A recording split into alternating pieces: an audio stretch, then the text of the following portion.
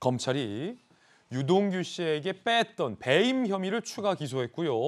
김만배 씨와 남욱 변호사를 결국 구속영장을 청구했습니다. 그런데 검찰의 시각은 성남도시개발공사의 유동규와 화천대유가 배임을 했다라고 검찰은 의심을 하고 있습니다. 의혹을 갖고 있습니다.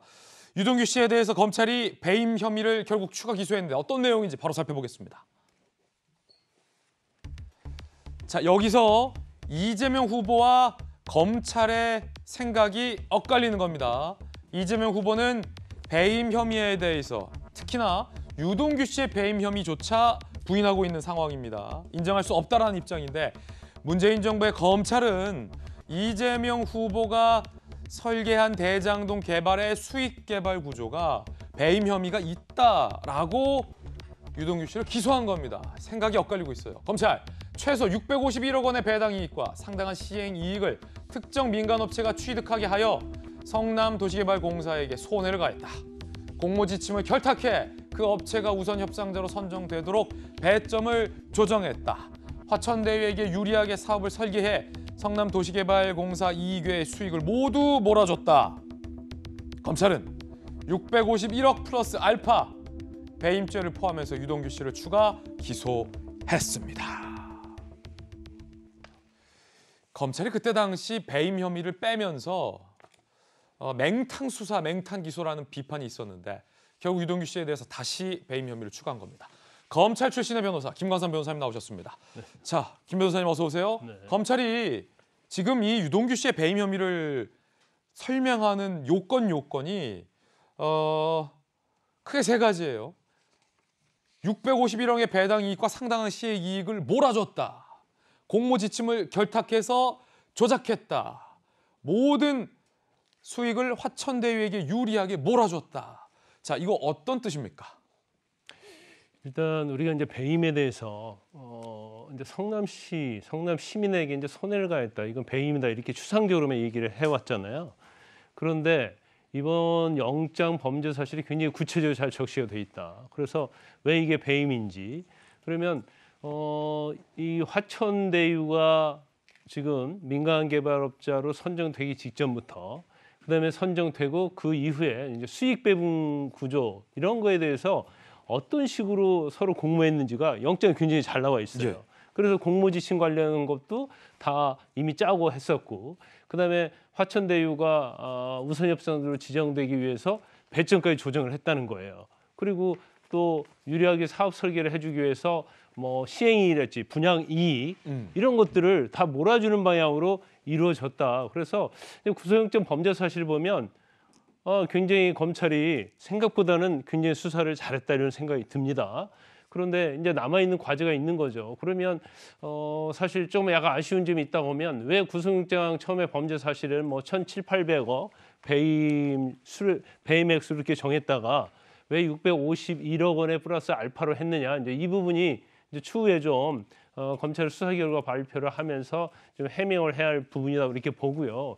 그러면 지금 이제 사인방과 관련된 사람들 중에서 3명에 1명 구속돼 있고 이제 나머지 이제 3명이 또 영장 청구되고요. 그중에 이제 정영학 회계사는 빠졌잖아요. 그래서 정영학 회계사 부분하고 그다음에 이제 의외로 정민용 변호사가 또 영장이 청구가 됐어요. 그러면 검찰 수사는 여기서 끝나는 것이냐? 이 부분 우리가 지켜봐야 할 대목이다.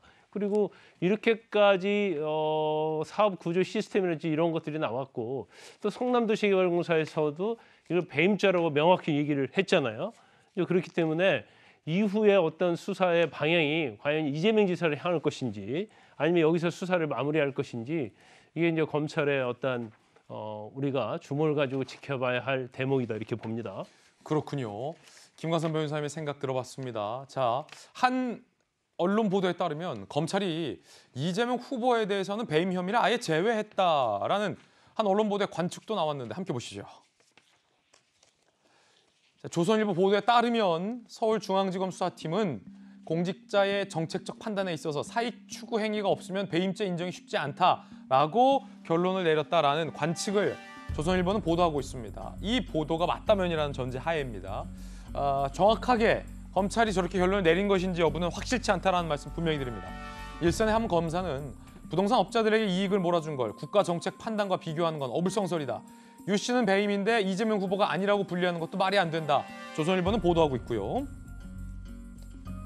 검찰 일각에서는 계좌 추적해보니 금품 제공된 흔적이 없다며 이재명 후보의 배임 혐의를 털어주는 수순으로 갈 것이다 라는 얘기도 조선일보는 보도하고 있고요. 법조계에서는 유동규 혼자 결국 1조 5천억 규모 사업 이익 배분을 결정하고 배임을 했다는 것도 비상식적이다라는 비판도 나오고 있습니다.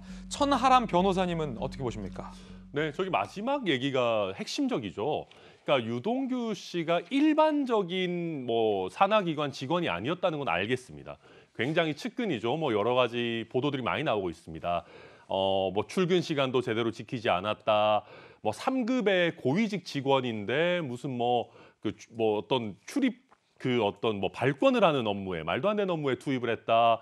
여러 가지 인사권을 거의 사장인 것처럼 쥐고 흔들었다. 얘기들이 많이 나오고 있어서 유동규 씨가 굉장히 이재명 당시 성남시장의 측근으로서 많은 권한을 행사했다는 것은 알겠습니다.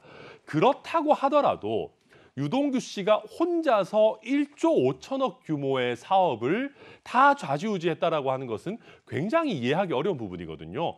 물론 성남시가 꽤 규모가 큰 자치시인 것은 맞습니다만은 성남시의 기준으로 보더라도 1조 5천억짜리 개발 사업이 날이면 날마다 있는 것은 아닙니다. 그리고 우리가 이재명 지사 스타일을 잘 알지 않습니까? 본인 스스로도 보도블럭 100만 원어치 바꾸는 것도 자기 결제해야 된다. 또 대장동 관련해서도 내가 설계했다라고 하는 분이고 국민들께서도 아시기에도 적극적이고 또 법조인 출신으로 아는 것 많은 분이시기 때문에 유동규 씨가 이 어떤 세밀한 부분은 챙겼다 하더라도 윗선에서 이 부분을 전혀 몰랐겠는가. 국민으로서도 그리고 법조인 한 사람으로서도 굉장히 의구심이 많이 드는 그런 부분입니다. 그렇군요. 천하람 변호사님의 의견입니다. 전재수 의원님, 이재명 후보는 유동규 씨에게 제기된 배임 혐의에 대해서 전혀 동의하고 있지 않은 상황이에요. 왜냐하면 이재명 후보는 이 대장동 개발을 단군 이래 최대 공익 환수 사업이다라고 수차례 밝혔는데 현 정부의 검찰이 유동규 씨에게 적용한 혐의들을 보면 단군 이래 최대 수익 환수가 아니라 성남시와 시민과 성남도시개발공사에게 651억 이상의 손해를 끼친 배임 범죄다.